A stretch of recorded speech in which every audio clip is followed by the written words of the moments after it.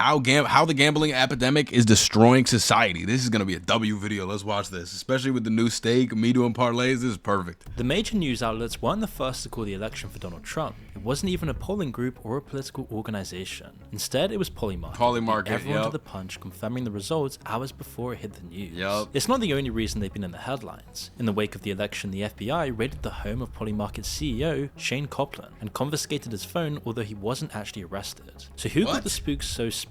Polymarket is a relatively new company that offers people a different way to gamble. Users can buy shares on the outcomes of real-world events. Wait, you can actually gamble on Polymarket? Pay for either result. It's in practice a completely deregulated system. I thought this was just like polls. A Polymarket's about page is keen to tell you that there is no house and they don't actually take a cut of the wagers or have any stake in the outcome. They've also said that the raid was nothing more than political punishment from the outgoing administration. But the whole site does seem to exist in a legal grey area. Polymarket's detractors have accused it of being just another shady crypto experiment designed to take people's money, while the company itself and their supporters see it as a less exploitative improvement on gambling and the future of an industry that's always going to exist. But before we can ask these questions, I had no idea you could gamble on Polymarket. We need to take a step back and consider the context of all of this happening in. These days, gambling is everywhere and it's had a massive effect on culture, most notably in the world of sports. Until recently though, there were lots of barriers for entry to 235 billion sports betting. To do it legally, you generally needed to go into an actual brick and mortar store. There are ID checks and other barriers to entry, so compared to today, it did take a lot more time to start wagering. Gambling was present on TV as well, but there were still restrictions that kept gambling participation rates pretty steady over time. But today, it's a completely different story, and now people are gambling on every single thing in society. From which movies hit in the box office, to which presidents come into power, all the way to which wars are won. In 2018, the US Supreme Court reversed a federal ban on sports betting, leaving it up to the states to decide, and most have chosen to legalize it, which also coincided with the rise of mobile except gambling my apps. state. What and the since hell? 2018, there's also been a massive rise in the amount of people with gambling addiction problems. Both surveys and charities running gambling addiction hotlines have confirmed it. A research paper by Stephen Shapiro from the University of South Carolina showed that sports and betting have an almost symbiotic relationship. A rise in popularity of one leads to more attention for the other and vice versa. Over time, the two industries have become completely enmeshed. We've seen similar results in the UK, where regulation has been lax for years. Now nearly every football team in the UK has a betting company logo on their jersey. Gambling ads now almost run non-stop during sports programming in the US. American football and its frequent pauses have even let them sneak in between individual plays. And this video isn't to say that gambling as a whole is a terrible thing, but it's the positive association with gambling that could be slightly concerning. And we're not just talking about sports, we're talking about kid gamblers and the promotion of gambling on anything and everything for teens. In a 2014 report, the UK Gambling Commission noted a massive rise in problems with gambling among 11 to 17-year-olds. The amount of kids who would qualify as having problems with... I'm not gonna lie, I was probably 13 gambling CSGO skins for I was flipping. I think at one point I had 5 bands that I was just going in, up and down. Like, that's crazy work. I feel like gambling's almost as addicting as drugs. Gambling more than doubled from 0.7% to 1.5%, and that's only in the space of a single year. These are children who've been having problems with hard gambling, but a different kind of softer gambling has been promoted to children for years through predatory practices that have become common in video games. As games have evolved, companies realized they could make far more money through a so-called freemium model. The basic gameplay is usually free, with added content, cosmetics, or even in-game advantages costing extra. The real money comes in from game purchases and microtransactions. Over time, they found out that the best way to make the most money with the system was to create an in-game casino system. They started as a way for players with less time on their hands to access items they could otherwise grind for. However, this wasn't enough for some companies, so they turned to the one business proficient at ensuring its customers' return: casinos. And things started to spiral out of control when companies saw how much players spent on loot boxes. Games like Call of Duty would start introducing what about loot boxes CSGO? to reward players with The AW loot boxes? Nothing that would ever 100%. I was running those give you any money back for days. Players love changing the appearance of their main character to suit themselves better and add their own identity to the character. I was definitely doing that. Items became a fun little gimmick that came with leveling up. Loot I was boxes 15 running the AW the supply anticipation that boxes. comes with the mystery of what's in the box, And the CSGO that follows crates. finding an item that you've been looking for a while, or the disappointment that settles in when you realize you weren't so lucky this time around. Loot boxes used to be discoverable in-game or granted to you for free upon login. These days, multiple games require spending real money to get them. And we're talking about major gaming companies where you've already paid to access the game itself. And not only does this incentivize especially children to spend ridiculous amounts of money on digital items, but they're also paying far more because of the gambling mechanics, all without their parents' knowledge. You see, loot boxes operate on a system of rarity. They're designed to be as similar to slot machines as possible. And while it makes major gaming publishers tons of money, it also prepares them for a lifetime of gambling. And all of this has fueled a new renaissance for gambling, which brings us straight back to Polymarket. Oh, hell no. No, this is 100% true. If you're still fumbling around with a bulky, outdated wallet, we get an in-video ads. It's crazy. The creators of the world's criminal, smartest bro. wallet. Yo, Moon, you can't just run ads on your video? Oh, he probably gets demonetized low-key. BANJY tries in a race. The site mixed with your old wallets.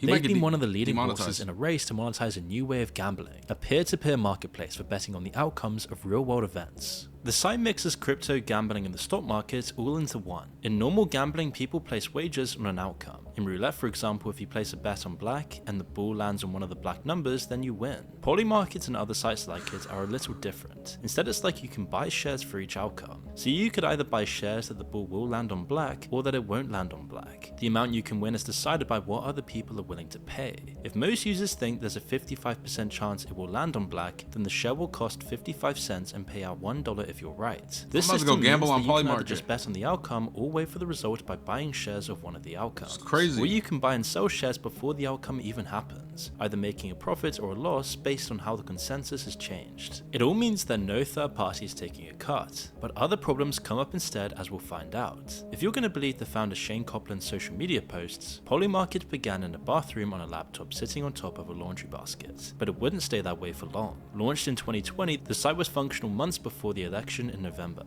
By offering a way to bet on the outcome, it picked up steam, and by around October, Polymarket had already attracted $4 million from crypto and venture capitalist investors. After the election died down though, the site fell into stagnation for years. Then in 2022, the CFTC banned them from letting American citizens use the platform and fined the site $1.4 million. But strangely, this didn't seem to make much of a difference at all. Whether the ban actually worked is up in the air, and it's hard to tell whether Polymarket's compliance extended beyond lip service. But it wasn't until the 2024 election cycle that Polymarket's growth picked up again. This time though, it was going to get a whole lot more popular than anyone expected. As I ain't gonna lie, in 2024, before the election, I was definitely looking at Polymarket. Reported by Fortune, the trading volume wasn't betting because I didn't even know. Around $40 to $60 million for the first 5 months of 2024. Then in June, it almost doubled to $110 million. The site was picking up speed, and a month later, this tripled again, climbing past $500 million by September. Finally, with the election around the corner, it rose by another 500% to $2.5 billion. Since then, trading volumes have dropped, but not nearly to the levels they were at before the election. The business model and the site itself seem to at least have some staying power, and recent news might be an indication that some people are very worried about its growth. While the media and opinion polls had Trump and Kamala in a dead heat, the consensus on Polymarket was much more in Trump's favor. In the market for who would win on the 1st of November, a few days before the election, Trump was sitting at nearly 63%, I remember watching with that. Harris on just under 37%. I remember watching this chart. When Trump won, Polymarket also declared victory. I know you guys got a lot of flack for that, and I just appreciate you guys standing up for it. And hopefully you guys feel the same sense of victory that we do. Now, you could give a lot of reasons as to why. A Trump administration could be more likely to let them operate without much regulation, and it might let them have US-based users again. And during the election, people were slandering Polymarket as being outrageously right-wing, all due to their predictions that Trump would actually win the election, unlike mainstream polling that suggested the race was close. Their user base's bias to being pro-Trump was also proven correct. Obviously, like, chat, I don't even know if I gotta even explain this to y'all, but no shit CNN is gonna say they're in a race, they're tied. Like, bro, are y'all dumb?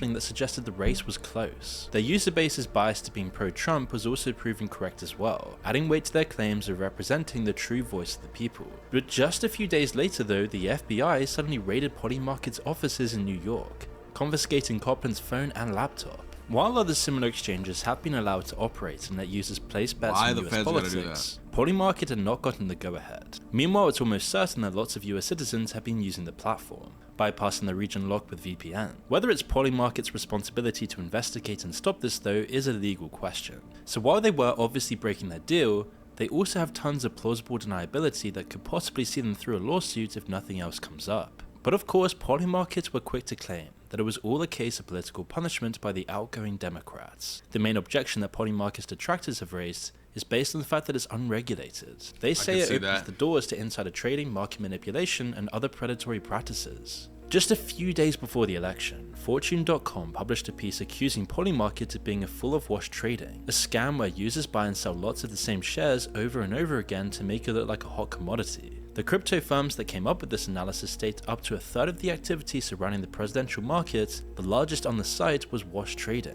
Other smaller markets on the site are even more vulnerable to manipulation. Their low trading volumes make it far easier for people to artificially move the markets with relatively small amounts of money. It seems like these kinds of things are almost expected in unregulated online financial markets. But perhaps the biggest reason behind the US's new crackdown on Polymarkets could be that it's something they don't control or make a profit from. With no third party taking a cut or managing the odds, Polymarket gives people a crystal clear view of what the consensus is on certain events. It offers a perspective of the world that they can't control and is therefore dangerous. Governments also rarely have a problem with gambling if they're the ones profiting from it. The lottery, which is often a massive slice of a country's entire gambling industry, is insanely profitable for them. Imagine y'all won the lottery. What would you do with it? The inflation because they're taking it out of people's pockets. If Polymarket's model of peer-to-peer gambling takes off for other things, it could severely dent both these profits and the ones they tax from regular casinos and bookmakers. It's not something they want to happen. While it might be unlikely, with so much money on the line, why would they risk anything? At the end of the day, Polymarkets isn't the problem, and gambling itself in moderation isn't a terrible thing. The issue is that Polymarket is just a symptom of a culture that's let gambling go way too far, and the media's only concerned because it's a tiny part of the industry that the establishment isn't taking a cut from. All the other rigged forms of gambling where you're pretty much guaranteed to lose money are absolutely fine in their eyes, and regulation has been almost willingly useless. In 2021, the UK government took measures like adding a minimum time between spins of 2.5 seconds. That's hilarious. It's a hard rule that's definitely going to slow down the problem and prevent even more people from falling into addiction. That is unless people figure out that they can just open up 2 separate websites. Plus, it really doesn't take that much time to sink an entire paycheck into online slots, even with those minor restrictions. Meanwhile, you've got streamers. I ain't gonna lie, chat. Anybody watching this, if y'all are putting your whole paycheck in slots, you gotta rethink life, or at least rethink the game that you're gambling in. You could do literally anything else and maybe actually get more money out of it. Streaming slots to tens of thousands of people, and you can pretty safely assume that a large part of the audience are children. The big streamers often aren't using their own money. Gambling sites give them massive wallets to burn live on stream, just to draw in potential users. They have big floats, and most of the slot games work by buying a certain amount of spins and then winning money back. So each time these guys play, there's all these flashy graphics of massive wins showing up on screen. And while this isn't really lying, it's definitely meant to be as misleading as possible, as it creates the connection between winning massive amounts of money and the slot website they're using. Even as you see the laws of probability work themselves out and the balances slowly go down, it doesn't matter. You can tell how integral these social media sites are for gambling companies' marketing plan. Otherwise, they wouldn't be funding an entire streaming platform just for this. But one of the worst things about all of this is that addicts can never really escape an easy way to indulge their addiction. Unless you entirely stop using a smartphone, it's always going to be there right in your pocket, or even on Times Square. It's like a smoker trying to quit smoking while keeping a pack of cigarettes in their pocket. And that's not to say there shouldn't ever be gambling adverts, not at all, but it's the way it's been adopted by everyone, by everything, where every single event in society is made to just be another part of gambling, which could be especially dangerous for those constantly losing when their entire addiction is centered around the dopamine rush that comes with a winning bet. And when you run out of money to keep it going, it's like being dropped in the icy water of reality. It all comes rushing on and you realize just how much money you lost and what the real life consequences are going to be. Which is one of the things that makes the mainstream promotion of this so uniquely gripping,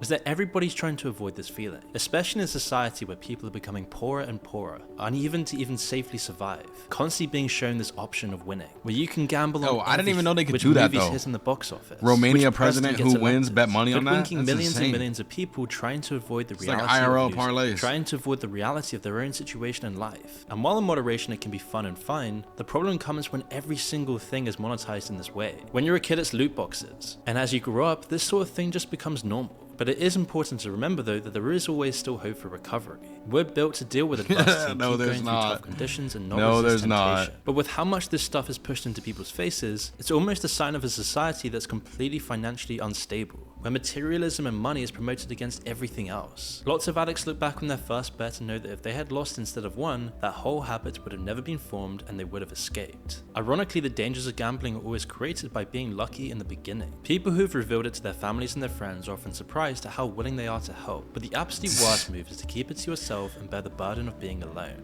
It isn't a problem that people should be ashamed about, especially when it's promoted in almost everything, even just subtly without you ever realizing. But as we've seen, it's so ingrained into our culture today. Some people are super down bad when it comes to gambling, 100%. They have a bank account, and polymarket and its Feel bad for competitors those are guys, therefore bro. just the tip of a giant iceberg in a culture addicted to gambling. Regulating it is probably a good idea, but it's a comparatively tiny problem compared to the awful state of modern gambling itself and the root cause of why people are turning to this so much more than they have in the past. When money, materialism, and economic insecurity is a mounting problem in society, then it's no surprise that this stuff is so legitimized in almost every facet of society. But tackling that problem rocks the boat for everyone. It would dent the tax revenue and the lobbyist money that comes streaming out of the gambling industry.